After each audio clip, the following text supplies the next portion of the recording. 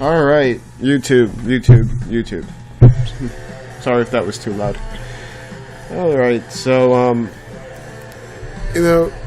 I was just thinking about stuff like the usual, and it occurred to me when, I was on Wikipedia, basically. That's a weird intro. And I'm looking up, something that a feminist prompted me to, because feminists saying, I make the claim that, hey, I don't even want to get into it. That's going to be a tangent. But the whole point is, I was looking up Charles Babbage, whatever. This is the guy who basically created the first computer machine, a computer that can read algorithms or something. Like, it was like an analytical machine. He's very important in the history of computing. So as I was looking him up, I noticed that half of his brain is in one museum in England, and the other half is in another museum in the same country. And I was just thinking how, beyond just the creepiness of it, just like, why so much fixation on the brain? Now, this seems like an obvious answer to that. There's an obvious answer. Obviously, because smart people, bigger brains, or they have a special brain because you were so smart. But coming from my readings and work in embodied cognition and in activism and situated cognition, or even like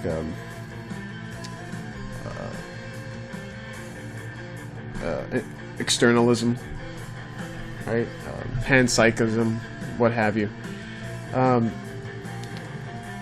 It's starting to realize that the brain isn't really all it's cracked up to be, and we need to bring it down from its pedestal. Your brain and my brain and our brains are not the center of our cognitive lives. They're not the center of ourselves. We may think we rest somewhere behind the eyes, in the middle of the head, but in reality, your brain, and this is the main metaphor I want to push to you guys, is that it's like a hub.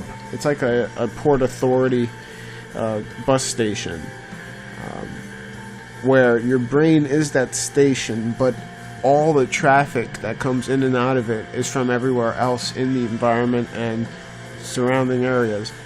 And so that shows that when you just have the hub by itself, just the hub, just the bus depot, you're not, the Port Authority station, you're not going to have anything in it that's interesting, because what makes it lively and interesting is all the stuff that's coming in and out of it and exchanging. Basically, your brain is the part of your body and self where everything about you comes together and shakes hands and moves away. But because of that centering there of connectivity, we make the assumption, and the false assumption, that that is where the center of ourselves is, when in fact all those bits of information that are coming in and out come from the environment as well. And so to just have the brain on its own, you don't have anything interesting. So for instance, people talk about a thought experiment like a brain in a vat. Like, if all you need is a brain and some kind of computer, and then the brain can just inhabit the world by itself, and you don't need a body. But the problem is, when you have that vat, you're basically creating a body for the brain. So you can't really separate the two, you see? So in order to have a brain, you need a body. And what's less obvious is you also need an environment, because a body needs an environment. It's just, there's a philosophical word, fancy word for this, called misplaced concreteness. And that basically means that, I just want to give you guys a good definition of it. Hold on.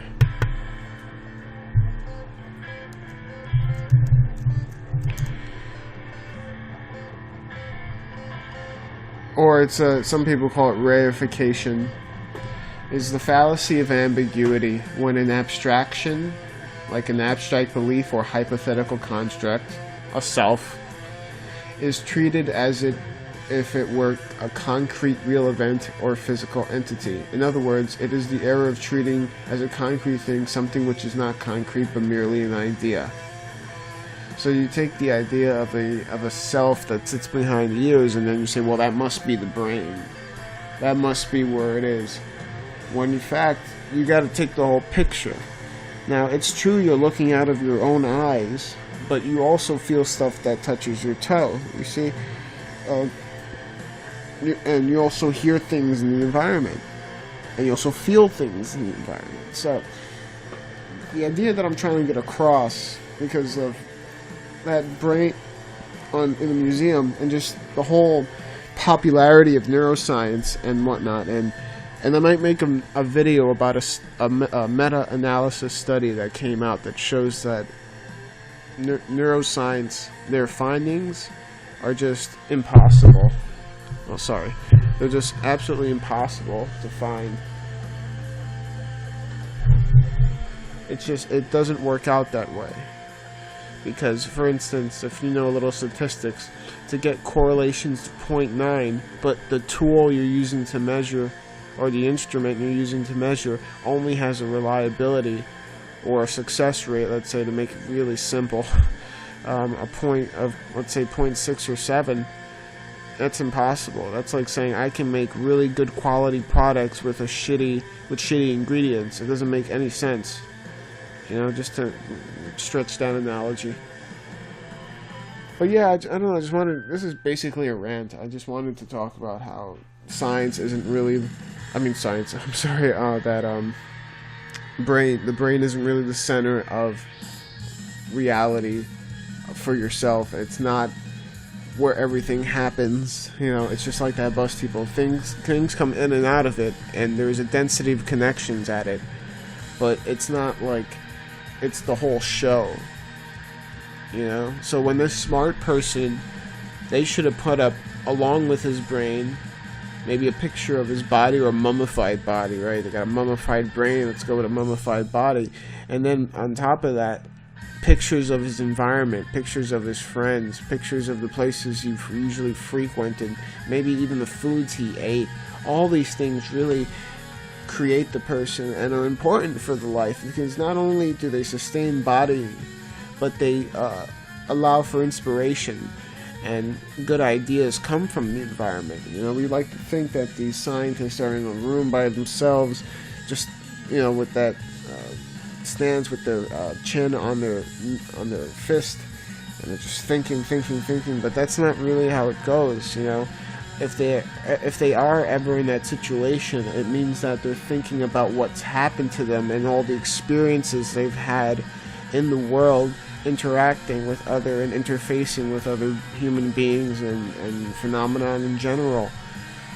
So, you know, let's dethrone the brain. Let's get rid of this idea that the brain is all where it's at when it comes to our inner lives, when in fact our inner lives are robust and rich, and they're full of, you know, all the things in the environment that surround us. You know, we're more than just our brains.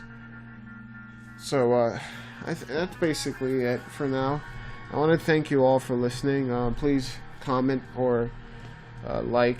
It's the first time I ever said to like one of my videos. I feel weird. I don't think I'm good enough yet. But yeah, just you know, comment would be great. So thank you very much, guys, and have a good one.